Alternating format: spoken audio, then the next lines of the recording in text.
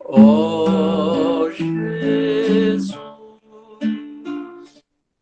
todo amor flor do Senhor, Mestre amado, luz divina, abençoa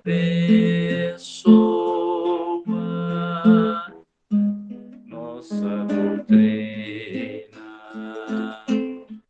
e que este dia de fraternidade seja coroado de felicidade. Ó meu Jesus, ouve a oração,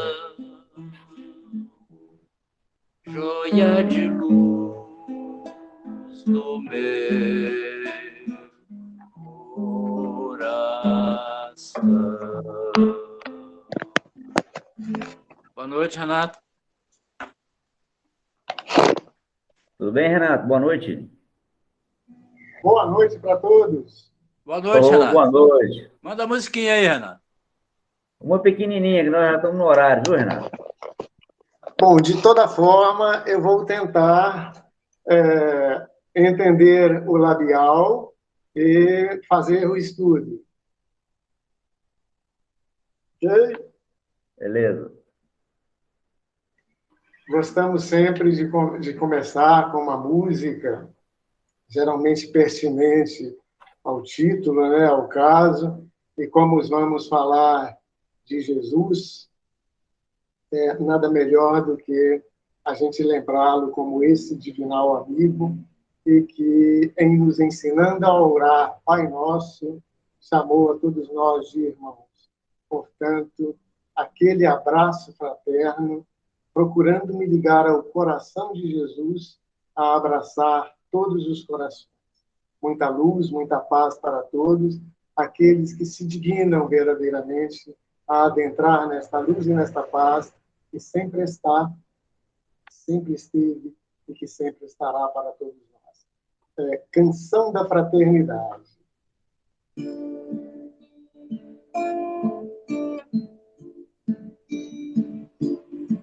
O amor é o caminho que conduz os homens aos parâmetros da luz.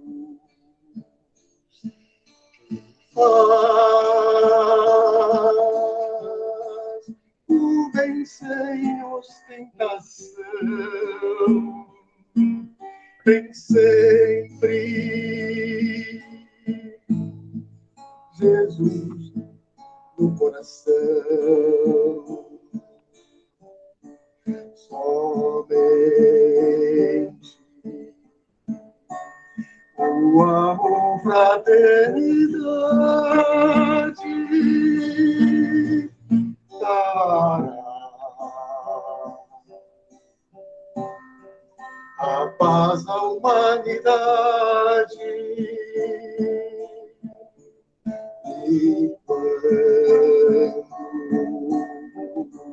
o amor vencer a guerra, o reino de Jesus se implantará na terra.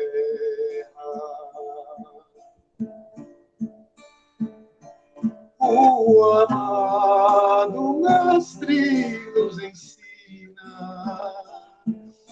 a luz, excelsa da doutrina,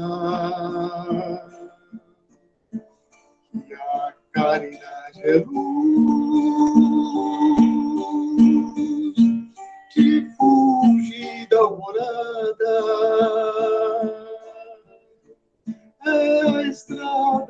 conduz à mansão abençoada. Somente o amor, fraternidade, dará elevação e a suprema felicidade. É prece silenciosa que fala o coração e toda alma radiosa.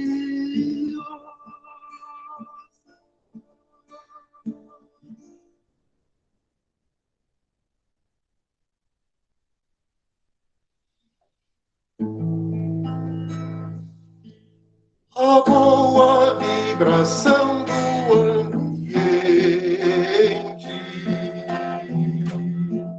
formada pelo pensamento em oração, renova as nossas forças, nos elevam, Pai, e forma em nosso coração amar. A vida sem a luz da oração é barro a vagar sem direção. Com pensamento em preces podemos ajudar um amigo, um irmão, uma força da vibração. Com a luz da oração, com amor no coração.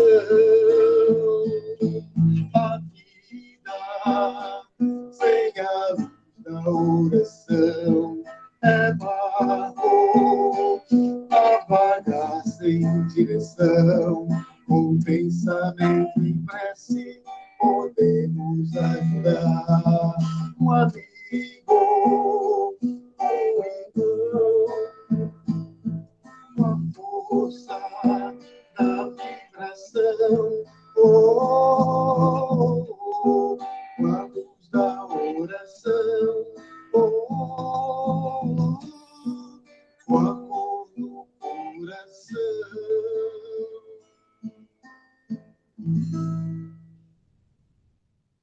Obrigado, Renato, aí pela introdução, viu? Boa noite a todos. Boa noite. Aqueles que me conhecem, continuo Renato. Para aqueles que não me conhecem ainda, eu estou Renato. Não podemos nenhum de nós falarmos eu sou, porque somente aquele que pôde assim dizer, Jesus, com consciência plena e restrita de todas as suas vivências passadas, de todas as suas encarnações, em variados orbes celestiais, cujas partículas se perdem na imensidão do espaço, e nós apenas estamos. Nós ensaiamos personalidades em cada corpo físico, rumo à nossa sesse, rumo à nossa subida. Em primeira instância, trazendo de que Jesus não é o salvador de ninguém. Jesus ensina o caminho da salvação, porque a cada um de acordo com as suas obras. E diante do tema que foi solicitado a nós, está os milagres de Jesus. Quem é que neste planeta Terra já não ouviu falar de pelo menos um milagre de Jesus? Todos nós entendemos e estudamos e vimos em todas as religiões falar a respeito destes milagres. Sendo o primeiro deles a transformação da água em vinho.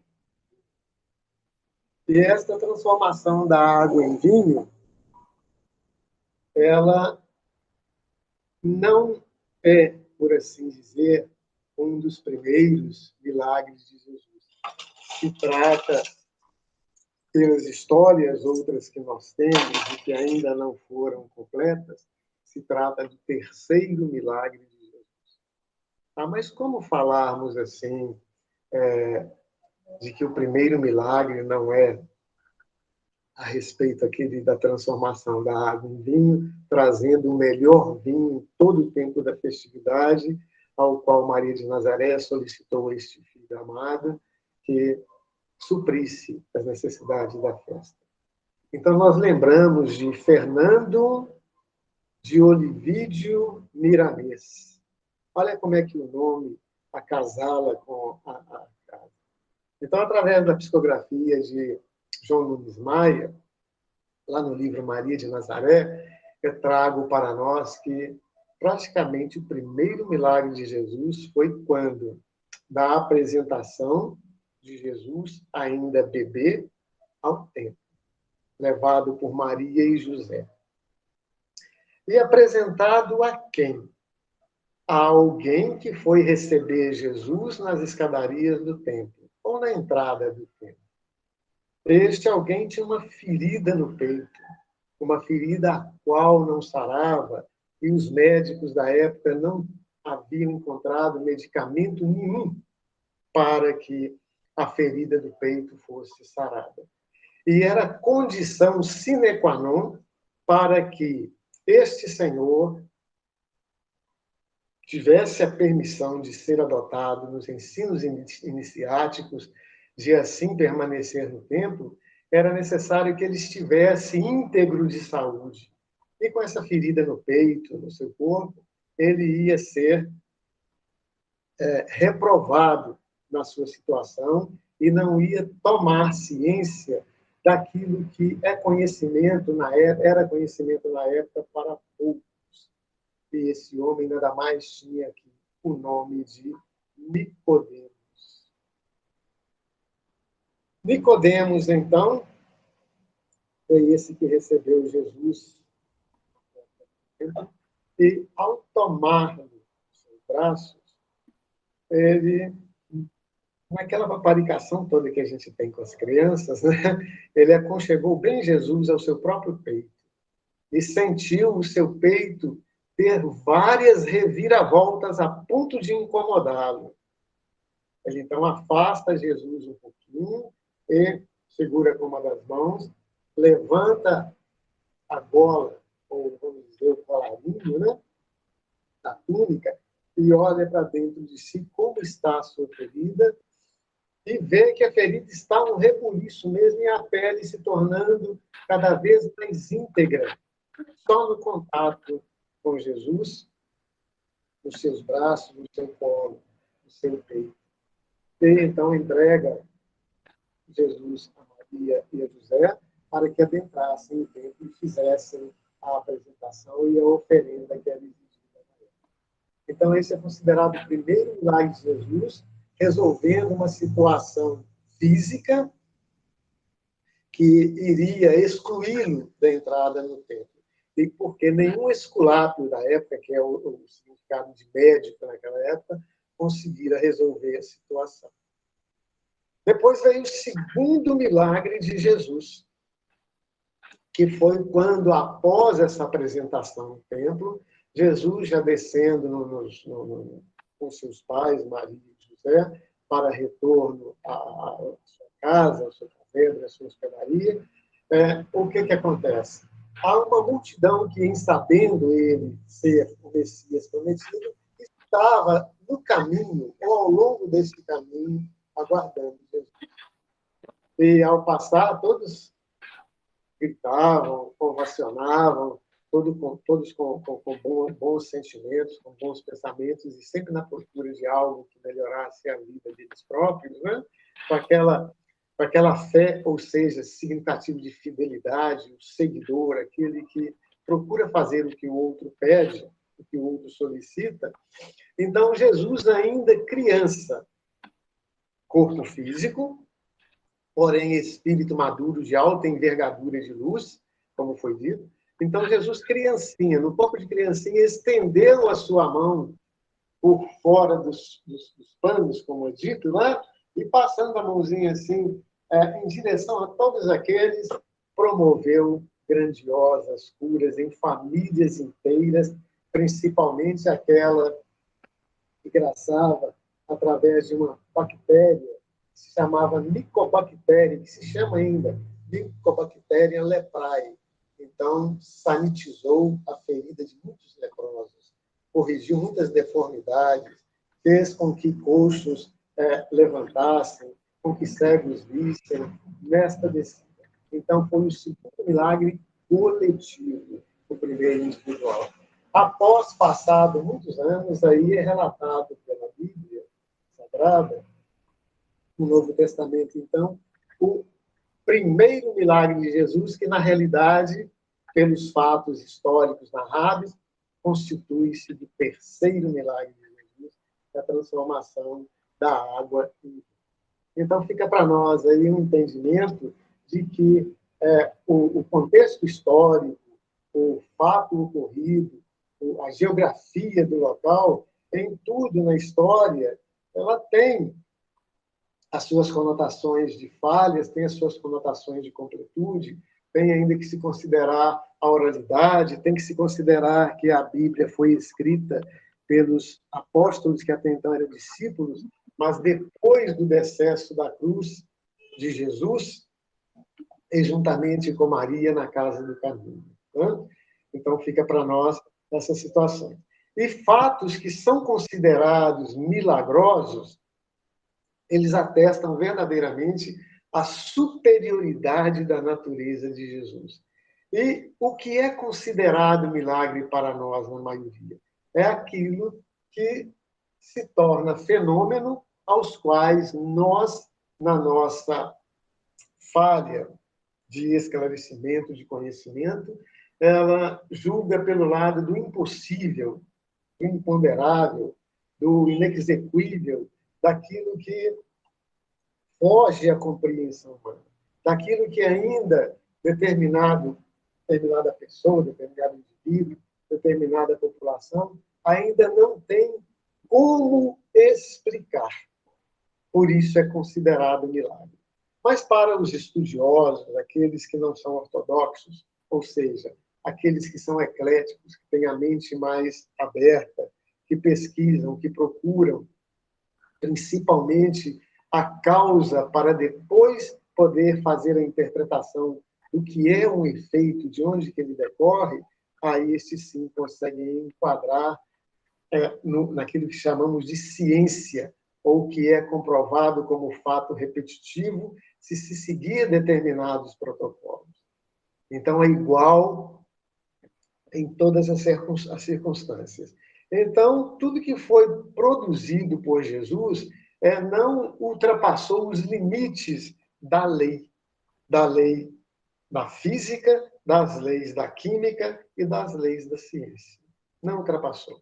É somente porque nós não conseguíamos, e muitos ainda hoje, ou na odiernidade, nós não conseguimos explicar determinados fatos e chamamos por milagres. E isso é um ponto de alta veracidade na história, a qual a gente deve abraçar e produzir em nossas vistas aquilo que dizer a interpretação correta das situações as quais observamos, não só como fenômenos inexplicáveis, mas como fenômenos que são possíveis de serem esmiuçados e que basta provar que, em repetindo as situações, sendo submetido a uma lei, tal fato acontece, deixando de ser, portanto, miraculoso. E Jesus realizou, na sua passagem pela Terra, vários fenômenos que repousam em várias situações, que repousam na parte transcendental, ou nas partes magnéticas, ou interferindo nas vidas corpóreas, ou em efeitos de transcendentalidade, tanto quanto os efeitos físicos próprios. E, principalmente, a maioria deles ligados à mente. Então, sem nada a gente prejulgar da natureza do Cristo, a gente vê, pelo feito ocorrido, pelo que nós temos de exemplificações para nós, que, embora atribuíssemos ou atribuamos tudo isso a coisas sobrenaturais, não é sobrenatural. E se Jesus já disse para nós, conheceis toda a verdade, que a verdade vos esclarecerá, libertando até a gente mesmo de sermos capazes de nós mesmos, esse conhecimento nos dá uma consciência plena e uma liberdade de raciocínio, de observar o símbolo para atingirmos um simbolizado e aplicar nas nossas vidas, e, em consequência, admitirmos possibilidade de certos fatos que acontecem como fatos reais e que em outra época e por outras pessoas, e em épocas futuras ainda, vão ser rejeitados na maneira científica de se ver e serão ainda relegados ao sobrenatural até que o conhecimento chegue. E o conhecimento aí chegando, é dito que ele deve ser utilizado única e exclusivamente para o mal. Porém, nós, criaturas humanas, utilizamos conhecimento para o bem ou para o mal, mas que não sejamos esquecidos de que encarnações ou reencarnações futuras vêm aí e que a lei de causa e efeito, ela é inexorável para todos. Ela vem, querendo ou não, a cumprir os seus desígnios. E cada um de nós, observando de que Jesus é um enviado de Deus, como já disse Francisco Cândido Xavier em uma das suas frases, Jesus é um médium de Deus, através de psicografias, de espíritos também de envergadura superior à maioria de nós, e que estão aí para nos orientar, para nos conduzir, para nos mostrar caminhos escorreitos, e que possamos retornar ao Pai, saídos dele com o nosso farnel vazio, mas repleto de coisas boas, de coisas feitas, como nos lembra aquele filme visto por muitos de nós, intitulado O Quarto Sábado. Observamos de que Jesus, ao encarnar, vamos dizer, no planeta Terra,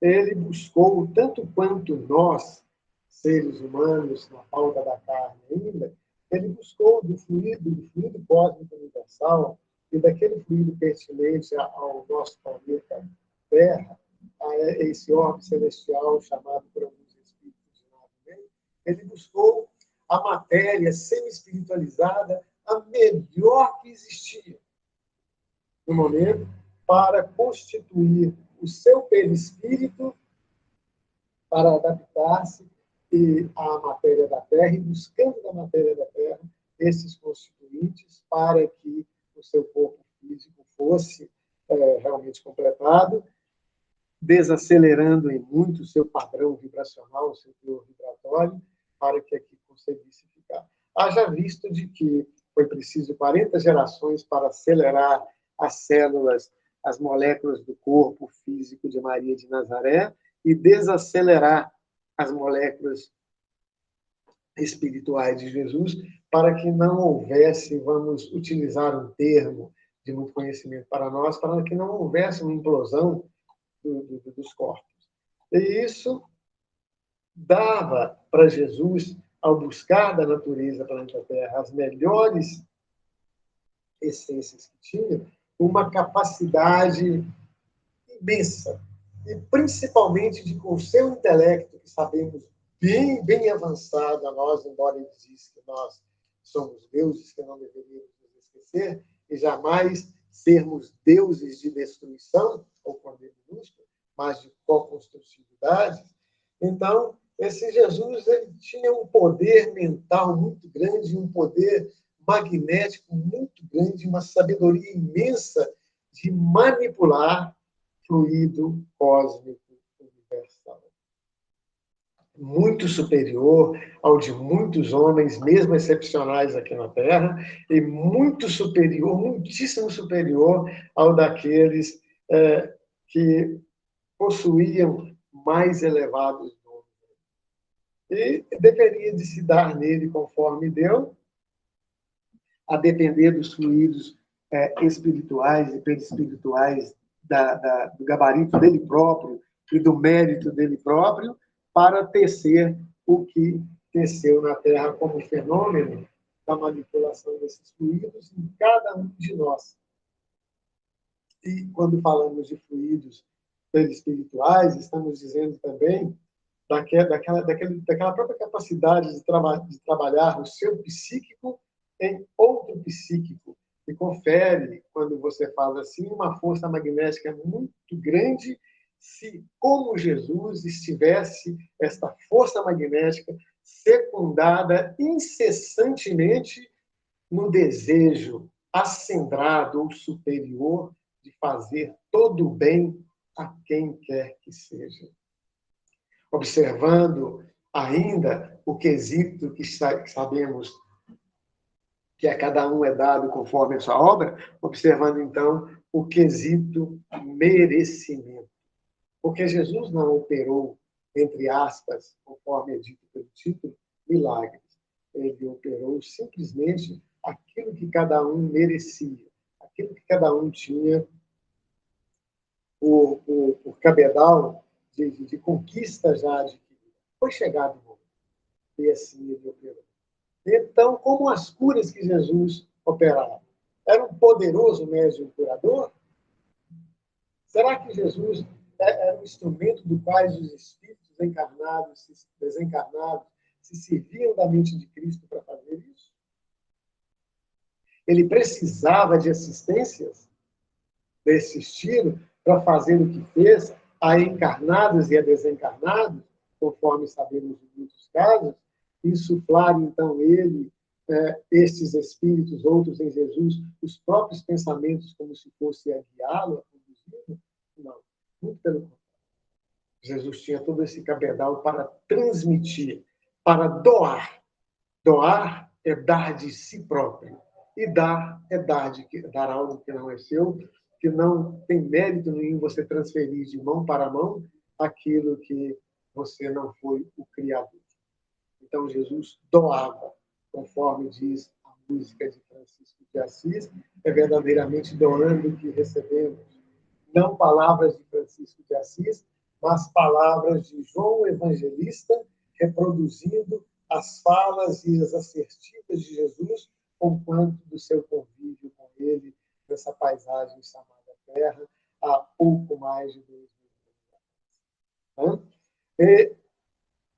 Nesse influxo que recebia, muitos podem julgar que Jesus era um ser estranho, que a um só Deus poderia servir e tudo mais, segundo informações de que médium de quem ele seria. Por isso, a resposta de Chico Xavier, a orientação nossa é de que Jesus, o médium de Deus. Então, observamos que se manifesta, desde já, quando Jesus estava, vamos dizer assim, em aportar a terra, dizia-se a respeito dos sonhos. Como foi anunciado Jesus, a sua vinda aqui? Através dos sonhos.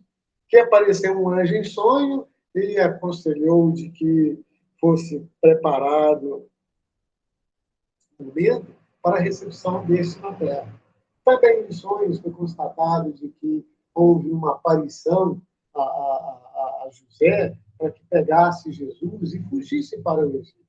Então, esses avisos de sonhos, eles desempenham um grande papel que a gente observa nesses livros sagrados que observamos em praticamente todas as religiões, sem garantir, é verdade, a exatidão dos fatos narrados e sem discutir o fenômeno por si mesmo, o qual a doutrina espírita traz para nós o esmiuçar, o entendimento dessa fisiologia ou desse funcionamento do mundo espiritual. E com que frequência, com que ocasião os espíritos protetores se aproveitam para manifestar aos seus protegidos e dar conselhos construtivos a cada um.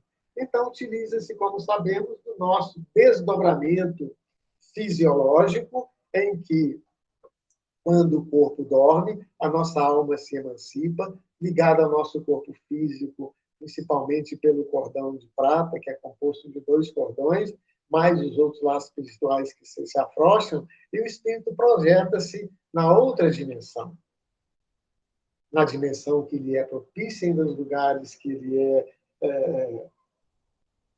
lhe é permitido, e naqueles em que busca pela sua consciência, principalmente nas atitudes do dia a dia, na sua maneira de ser, e naquilo que mais veementemente pensa, principalmente nas primeiras horas antes de dormir.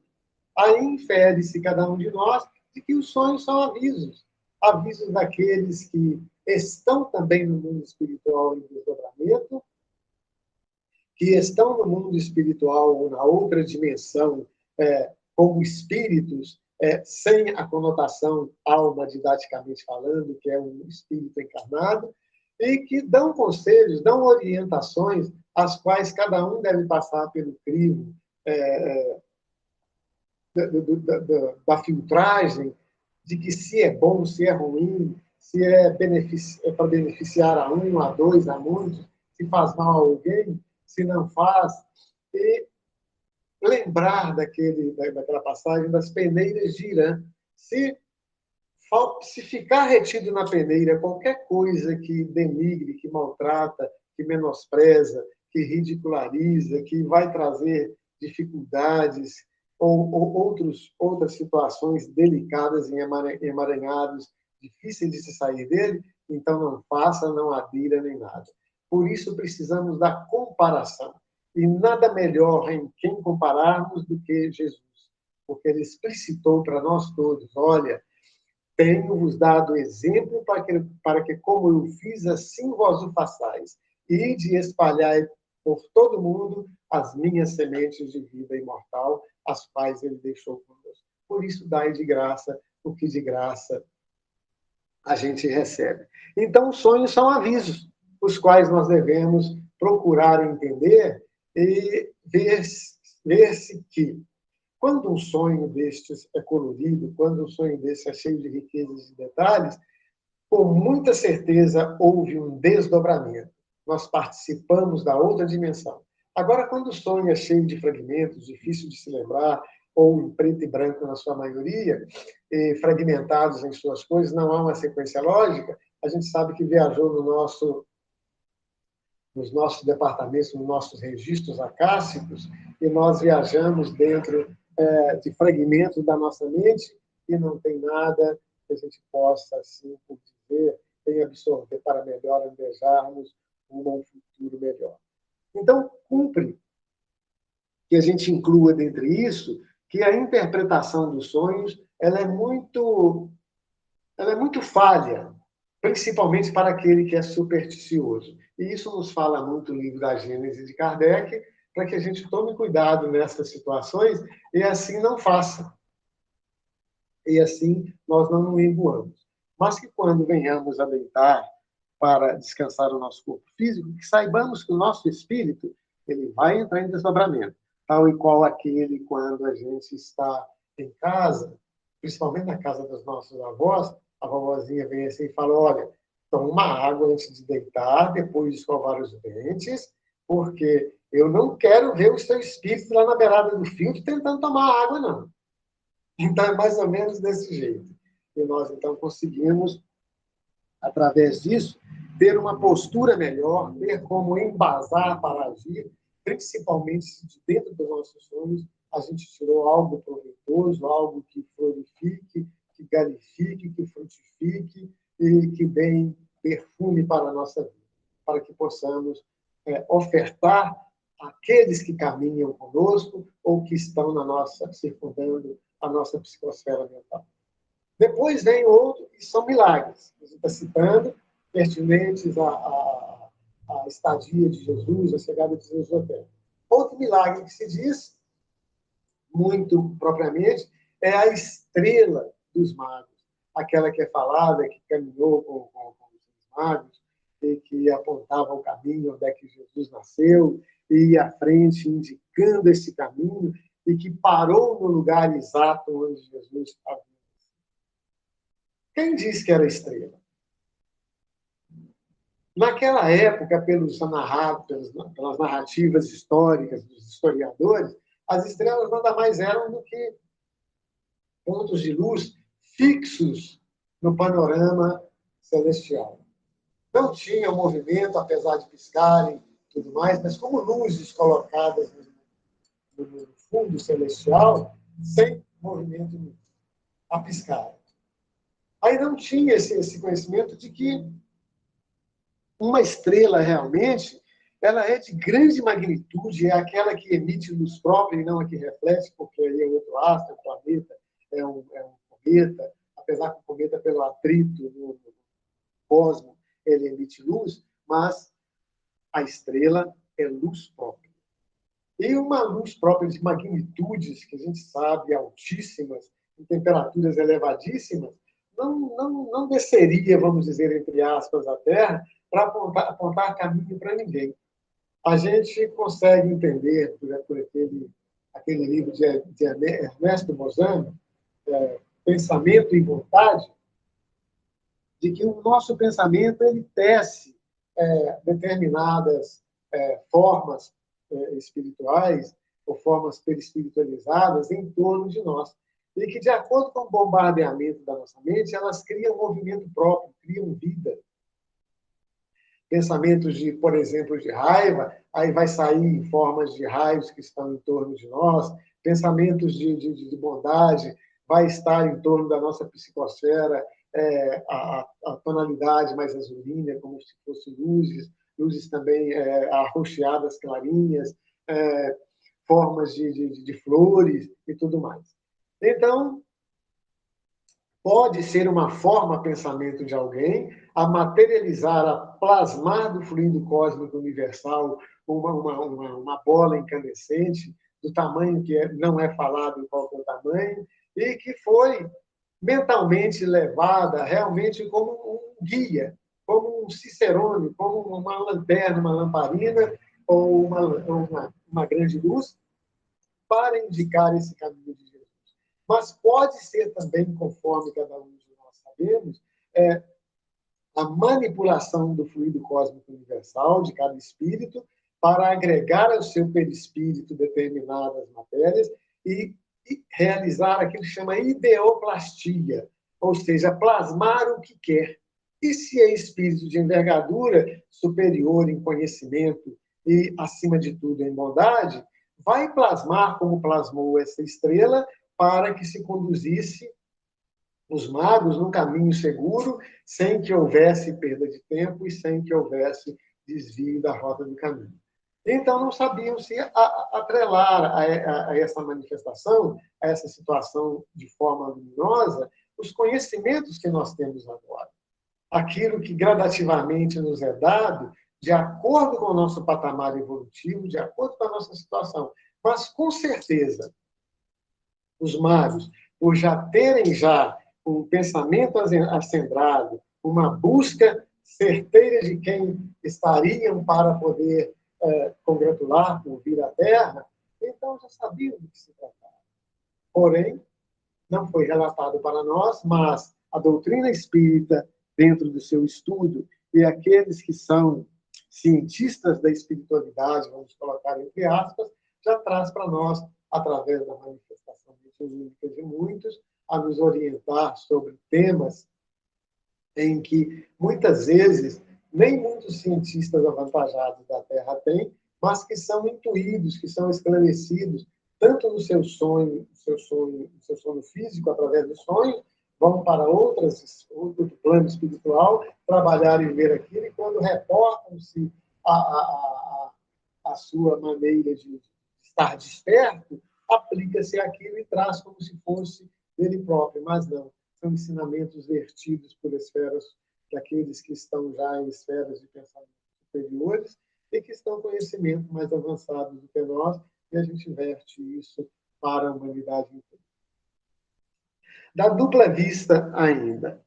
Então é dito assim, Jesus, quando chegou em Jerusalém, ele falou para aqueles seus discípulos. Discípulos porque não ainda era apóstolo. Discípulos são aprendizes, são pupilos.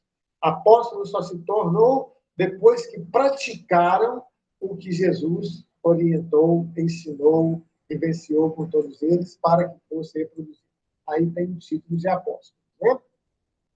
Então ele fala assim, meus discípulos, vem cá, Pedro, João, fulano de tal, vão até aquela aldeia ali e observem na estrada, perto da casa de alguém, que tem amarrado um jumento junto com o jumentinho. Vai e busca eles para mim, por favor, por gentileza. E eles hesitaram aí. Aí Jesus falou, não, pode ir sem receio, sem nada, e se alguém interpor a vocês ou qualquer coisa, você vai falar assim, o Senhor precisa deles. Basta isso e eles vão liberar os bichinhos para vocês. Então, olha como que isso se diz da entrada de Jesus e da dupla vista, de alcançar o que os discípulos não estavam alcançando com a vista ordinária. Então, isso quer dizer já a manifestação de outro dom mediúnico de Jesus. De ver além dos montes. Não é como nós que, para ver além do monte, a gente precisa de subir acima do monte ou estar no ápice desse monte para ver além dele. Não. Você pode estar no mais profundo nadir que você consegue ver o que há por trás até de uma imensa cortina de ferro. E dizei, então, já que está lá, que isso vai cumprir a palavra de um profeta antigo, quando ele falou assim, dizei à filha de Sião que eis aí o teu rei, que vem a ti cheio de doçura, montado numa jumenta, e como jumentinho dá que está sob o jugo. Isso quem falou foi Zacarias, lá no capítulo 9, versículo 9 e 10. E, dessa maneira, assim, com toda segurança, os discípulos foram e fizeram o que Jesus lhe ordenara. Então, era considerado essa visão, principalmente que ela foi confirmada que os jumentinhos estavam lá, que era um verdadeiro milagre, uma proeza que Jesus estava fazendo e que Mateus também comenta na sua situação. Depois vem, assim, Jesus a falar a respeito do beijo de Judas. Olha que situação. O beijo de Judas. Ele, numa situação de alimentação em conjunto, numa mesa onde iriam, vamos dizer, almoçar, por assim, aí Jesus levantou-se e disse assim, levantai todos vós e escutai-me, porque um de dentre vós que está aqui perto haverá de me trair. Aí nós observamos os tons, a forma gramatical que Jesus fala. Ele não fala humilhando, não fala ostentando, não fala agredindo, nem nada, não.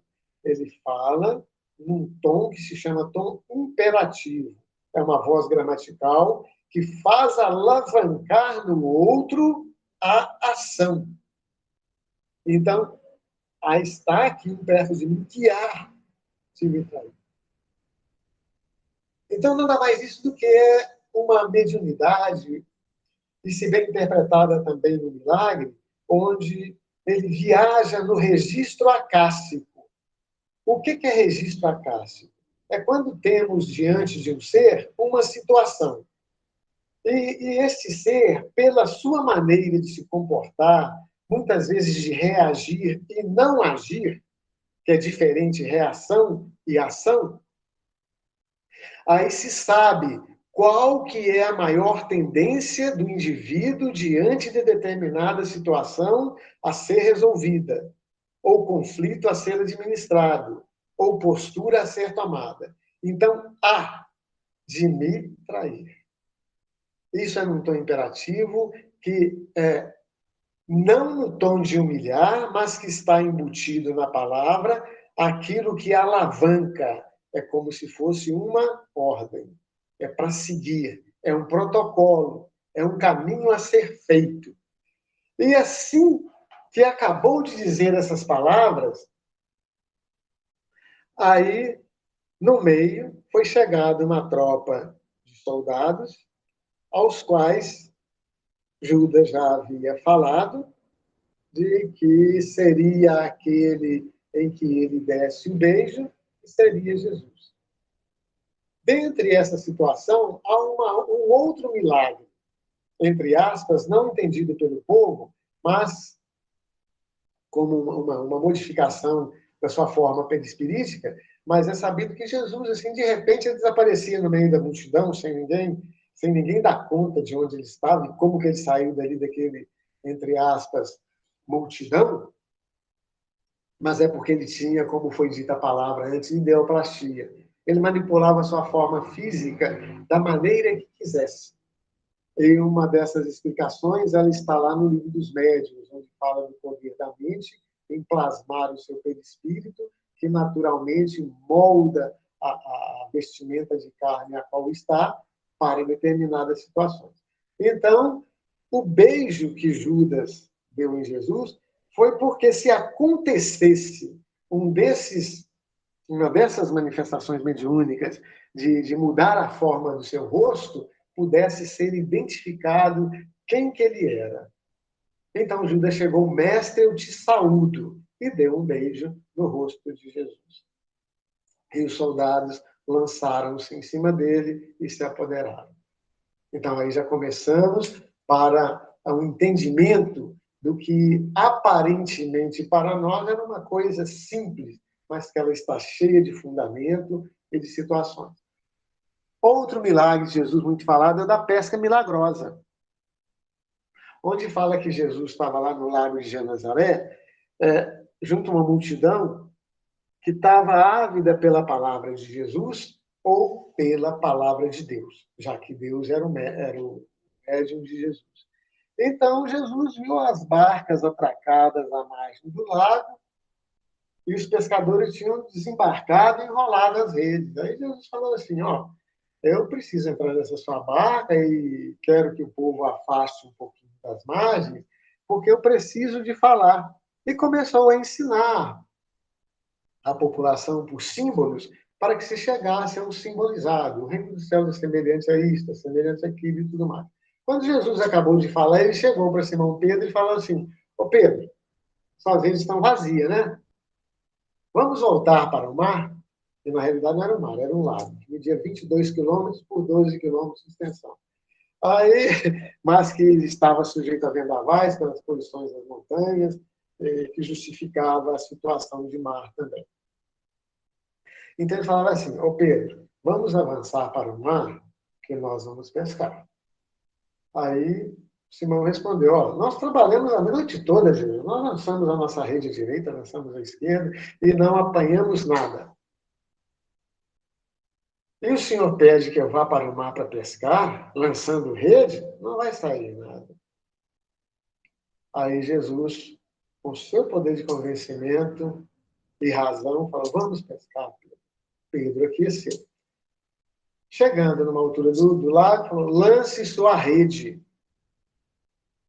E então foi lançada a rede. E o outro, então, nesse momento, observando que Pedro lançou a rede começou no local, aquele borbulhamento que dá das águas, os companheiros de Pedro de barco vieram também para lançar as redes. E principalmente quando a rede de Pedro se rasgou e os peixes começaram a se debandar todos, mas aí os companheiros pegaram os peixes, que encheram os seus próprios barcos e encheram os de Pedro, como diz as Escrituras, de que encheram a ponto de quase os barcos submergirem, por pouco. Isso é um milagre. Era considerado pela época por aqueles que estavam acompanhando Jesus e pelos próprios pescadores que não tinham visto nada igual. Agora, milagre como? Jesus fez nascer naquele lago, naquele momento, já peixes graúdos criados e tudo mais, como todo mundo imaginou? Jesus colocou o peixe na rede dos outros? Não. Nós sabemos que peixes têm um cérebro pequenininho e que andam aos bandos, acompanhando. Por isso que fala coletivo de peixes, cardume, anda acompanhando. Tipo onde Maria vai, as outras Marias vão atrás. Onde Joãozinho vai, o outro Joãozinho vai atrás também. Mais ou menos assim. E o cérebro pequeno, ele só vai acompanhando as ondas, o grupal, né? Que, de certa forma, até fortalece. Aí tem pertinente até as células que vêm do átomo, e que vem lá da mônada, depois os pósitrons, nêutrons, neutrinos, depois os elétrons, depois os elétrons juntando moléculas se juntando transformaram em tecido, tecidos se fechando transformaram em órgãos em organismos, tal e qual o nosso humano. Então, os peixes estavam comportando como órgão, formou um bloco, e assim se protegiam também, né? Mas não se tratava de que Jesus colocou peixe ali naquela área do lago ou do mar, conforme foi dito. Comporta entender que Jesus, com a sua visão, ou com o seu modo de desdobrar e enxergar a natureza profundamente, além das dimensões dos nossos órgãos ordinários dos sentidos, que já a gente aprendeu, são 5 órgãos ordinários de sentido. Audição, tato, paladar, visão e audição, tato, paladar, visão, esqueci um outro, mas são 5.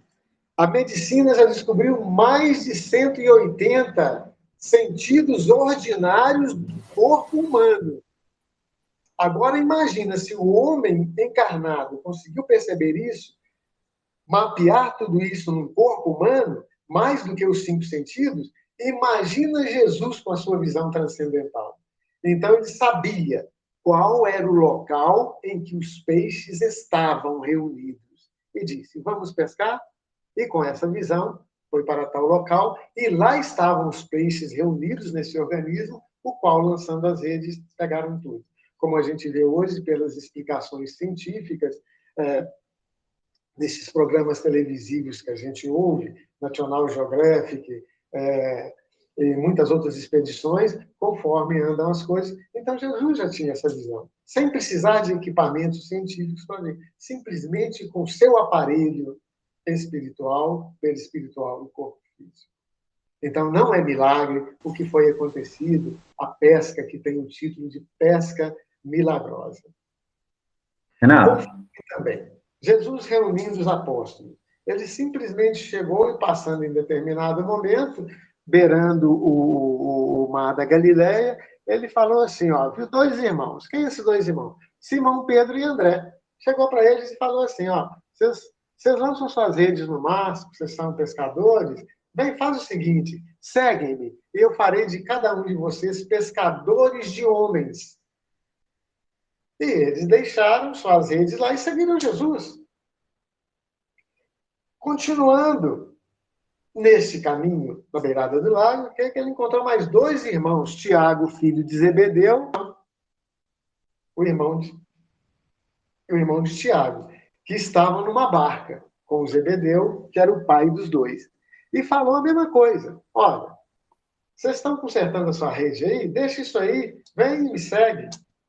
Então, tanto pais quanto filhos seguiram Jesus, sem questionar, sem nada. Posteriormente, Jesus passando também pelos caminhos, já saindo da beirada do lago, ele viu sentado numa banca um homem que se chamava Mateus, colhedor de impostos, e falou assim, segue-me apenas. E o que aconteceu? O homem seguiu Jesus. Nada tem de surpreendente esses fatos e de milagrosos, se a gente olhar, pelo poder da vista dupla que Jesus tinha. E a causa natural da faculdade, que ele possuía um grau elevado, e dizer que a observação que nós temos que isso era um fato normal, normalíssimo em Jesus, que atesta o grande número de atos praticados na vida de Jesus, dos quais hoje nós temos a explicar os fenômenos magnéticos do Espiritismo, do qual sabemos também da preparação reencarnatória que se tem antes, e cada um tem uma missão. Então, quando esses ouviram a voz de Jesus chamando, já sabiam para que tinham visto. Era o momento. E isso não é milagre, conforme... Uai, como é que fulano de tal nem conhecia esse homem direito? E se conhecesse, é um milagre. Seguir alguém que simplesmente chegou aqui e chamou?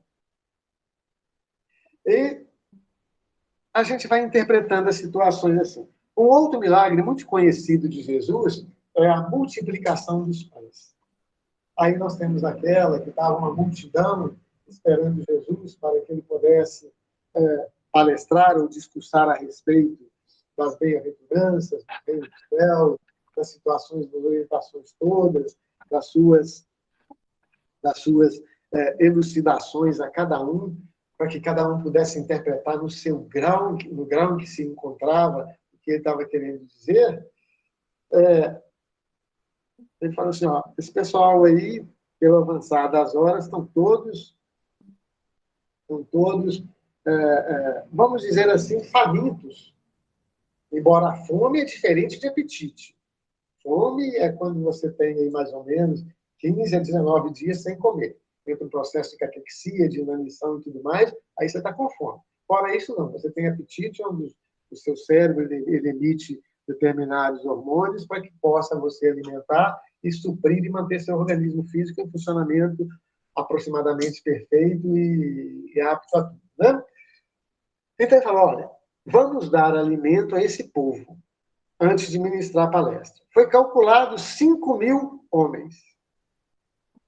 5.000 adultos. Aí, já que eram adultos, mas tinha ali esposas, filhas, filhos, então pode-se contar mais do que 5.000. Os discípulos perguntaram a Jesus, como é que a gente vai alimentar essa turma toda? A gente não tem nada, mestre. Não tem nada, Jesus. Aí Jesus fala o seguinte, vem cá. Mas nós temos que alimentar esse povo. Uma das explicações é tida pelo seguinte. Pedro, o que você tem aí? Aí eu tenho meio pão ázimo. Ô, Mateus, o que você tem aí? Aí eu tenho só as barbatanas e o rabo do peixe. Ô, Lucas, o que você tem aí? Aí eu tenho um pão que está mofando. Ô, Bebeu, o que você tem aí? Pô, eu tenho só umas faísquinhas de pão. Tem algumas tiras de água, alguns frascos de água, alguns de água.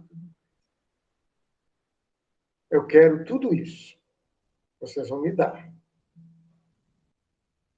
Mas para quê, Jesus? Você vai comer tudo? Não. Vou distribuir para essa multidão. A turma riu desse jeito. Mas, de repente, ficaram sérios. Aí Jesus disse assim, gente, tirem a toga de vocês, o manto que vocês estão. Estendam todos um do lado do outro e coloquem no centro tudo que vocês têm de alimento. Você vai fazer um milagre, Jesus, com isso aí para alimentar toda essa gente? Jesus só falou assim, sentem em derredor disso. Vamos nos assentar? E todos se assentaram. Olharam para Jesus assim, esperando o imperativo, né? O alavancamento da ação, o que fazer? Será que eu fazer igual Rosan Coban e tudo mudava e criava uma montanha de pão e peixe e água? O vinho? Não. Jesus falou assim, ponham-se a alimentar. Jesus, mas essa multidão vai olhar a gente, eles vão trucidar, vão acabar com a gente, fazendo esse assinte a eles. Jesus disse assim, não, vamos comer calmamente, em silêncio, olhando para cada um de nós e mentalizando a modificação de cada um nessa situação e entendimento. Não demorou muito tempo, a turma toda olhando, começaram a se sentir envergonhados.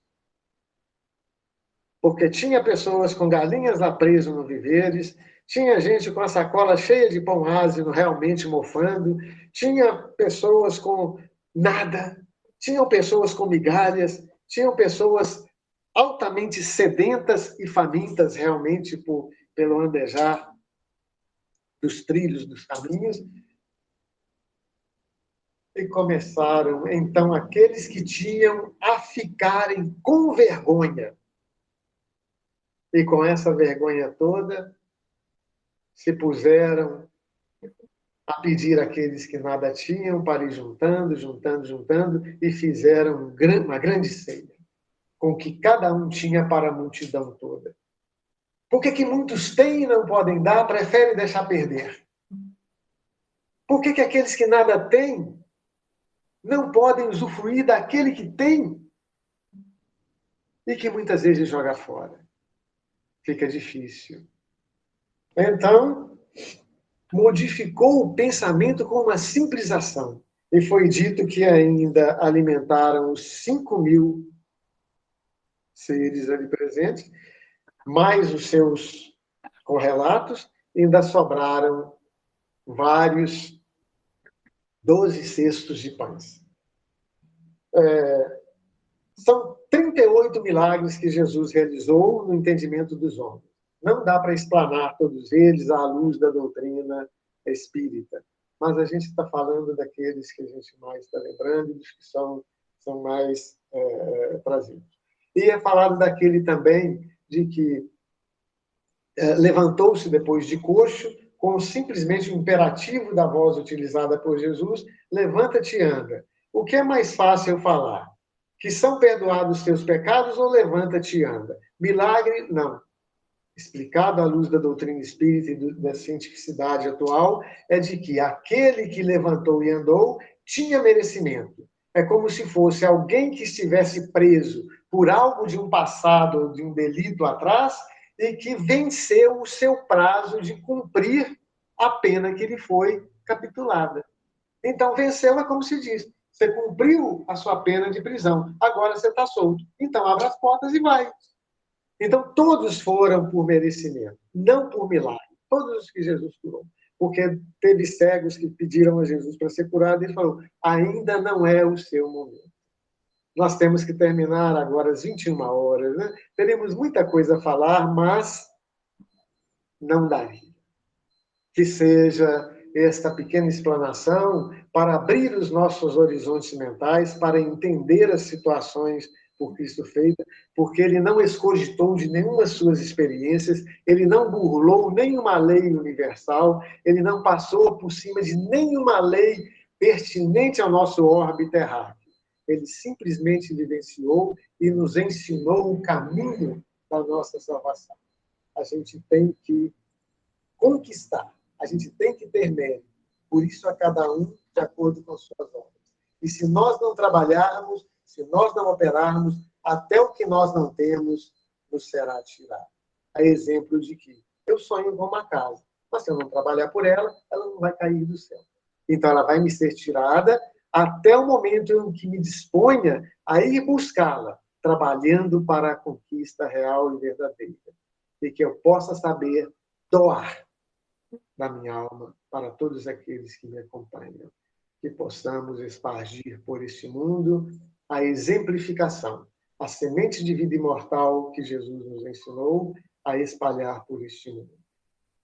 Ter Jesus escrito no nosso peito é fácil, mas termos peito para andar com Jesus é difícil. E Espiritismo é cristianismo redivino. Agradecemos a oportunidade que se fez sagrada e até uma nova ocasião. Muita luz, muita paz para todos. O nosso fraternal abraço. Ok, Renato. Muito obrigado, viu? Por participar conosco aí, né, nessa noite, na segunda-feira, trazendo, né, o seu conhecimento sobre esse tema. Como você mesmo disse, né? São muitos milagres aí, né? Nós precisaríamos aí de um tempo bem mais longo para estar esclarecendo, trazendo sob a luz da doutrina, né? Esse vasto essa vasta caminhada de Jesus, né, com seus ensinamentos aqui na Terra. Bom, nessa noite de hoje, né, nós temos muito a agradecer, viu, Renato, a você, a todos os companheiros que estão presentes aí conosco. Na quarta-feira teremos aí mais uma palestra, já estão todos convidados, né? Nós estamos aí já dentro do nosso horário para finalizar. Então, nós vamos fazer a nossa prece, né, para finalizarmos, e contando, né, com o pensamento elevado, né, com nossos corações aí tranquilos, serenos, para podermos encerrar, né, esse estudo dessa noite. Rogando a Jesus, nosso Mestre amado, por todos os seus ensinamentos,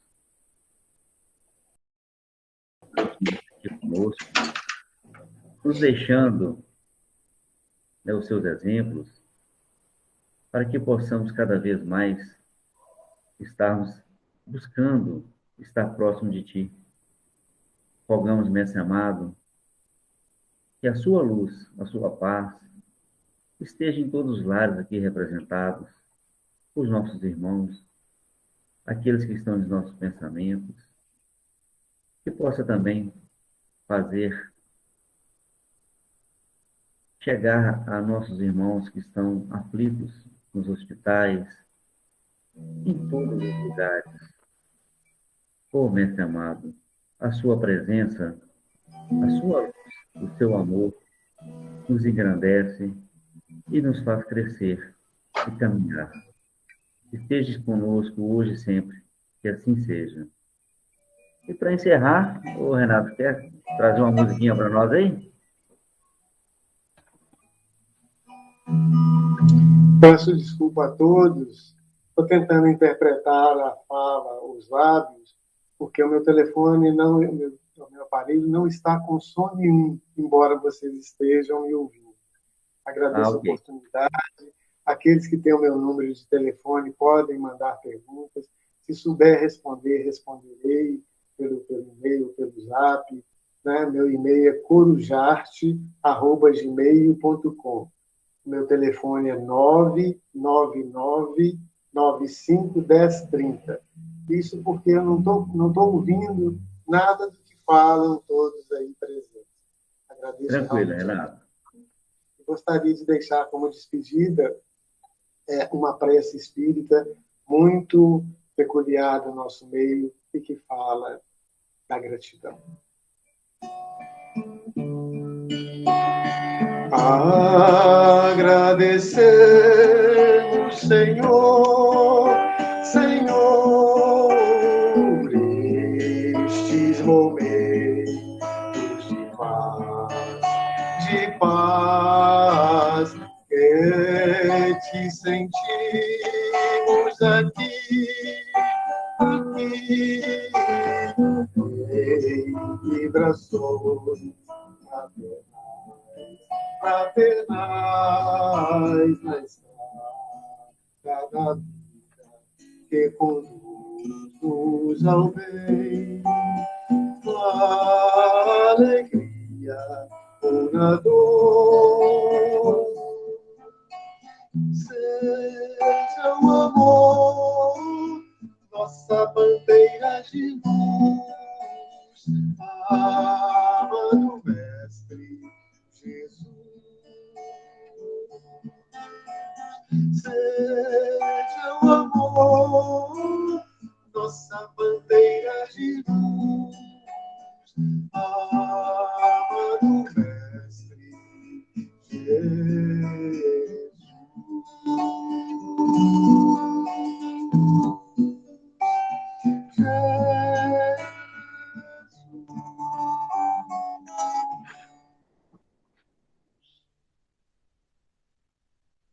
Obrigado, Renato. Até uma próxima. Pessoal, então encerramos, né, por aqui e agradeço a todos por estar conosco. Uma boa semana e até breve. Até a próxima. Fiquem com Deus.